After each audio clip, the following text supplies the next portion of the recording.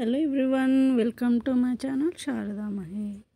సముద్రంలో ఎన్నో రకాల చేపలు ఉంటాయి కదా, అందులో ఈ శంకర ఫిష్ ఒకటి.